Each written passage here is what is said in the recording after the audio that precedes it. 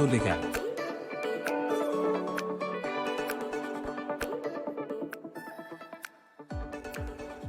Sean todos y todas bienvenidos a un nuevo episodio del podcast de la Gerencia de Asuntos Regulatorios, El Minuto Legal. Mi nombre es Tomás Acevedo, soy abogado de la Gerencia Gremial y en esta oportunidad vamos a conversar sobre un proyecto de ley que bien tiene una connotación muy interesante para regiones. Y en este sentido hemos invitado a un gran invitado, valga la redundancia, a Pablo Carrasco. Pablo es presidente de la delegación Coyhaique-Aysén y vamos a conversar sobre el contenido de este proyecto de ley. ¿Cómo estás, Pablo? Bien, Tomás, muchas gracias por la invitación. Feliz de estar allá tratando de ayudar y apoyar con el proyecto de la IDEARIO. Muchas gracias, Pablo, a ti. Me gustaría partir conversando de lleno sobre el proyecto de ley y me gustaría preguntarte un poco que nos cuentes a grandes rasgos cuáles son los principales contenidos de este proyecto de ley. Efectivamente, este es un proyecto de ley que lleva un par de años en tramitación y el proyecto de ley lo que trata de hacer es regular y ordenar un poco de cómo se hacen las extracciones de arios. Y yo para dar un poco de contexto, en general los arios se sacan de dos fuentes, ¿cierto? Tenemos las fuentes que son los ríos o los cauces naturales, donde se saca de la orilla de los ríos, y también tenemos los pozos secos, pozos lastreros, que son fuentes que se encuentran fuera de los ríos.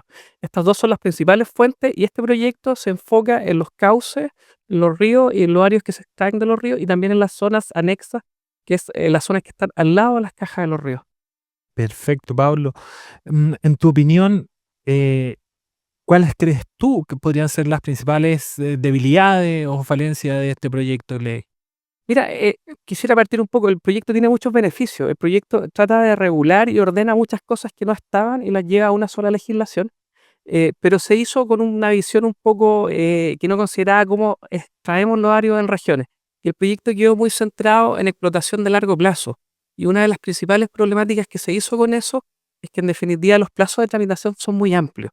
Y al tener plazos de tramitación muy amplios, complica cómo trabajamos en regiones. Normalmente nosotros en regiones tenemos extracciones que son de corto plazo porque tenemos que hacer obras que son de duración anual. Entonces, cuando se elaboró el proyecto, la tramitación era de cerca de 140 días hábiles, que son casi 7 meses.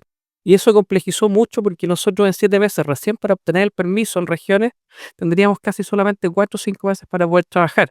Y si además el permiso lo comenzaba a trabajar cerca del invierno, hay muchos meses que se hacía aún más difícil poder tramitar y hacer los estudios requeridos. Esa es una de las principales problemáticas. La segunda es que tampoco el proyecto era muy claro en cuáles eran los requisitos y cómo se iban a aprobar estas extracciones, y finalmente también dejaba mucha incertidumbre en que al final del proyecto pudiese ser la municipalidad, y ya habiendo pasado por el proceso de hacer los estudios, de pasarlo por la Dirección de Obras Hidráulicas, llegase a la municipalidad y pudiese ser rechazado por temas más políticos. Entonces, esas son las principales complicaciones que le dimos al proyecto, las principales debilidades. Era que dejar un poco más de incertidumbre, pero también un tiempo de tramitación muy largo, con todo lo que conlleva eso, es ser un impuesto más al trabajo que hay que desarrollar en la construcción.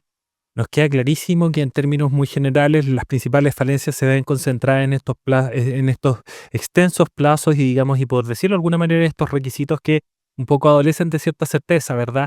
Y en ese mismo contexto, Pablo, y también aprovechando tu mirada también desde regiones, nos gustaría saber de qué manera es perfectible o puede ser perfectible este proyecto de ley.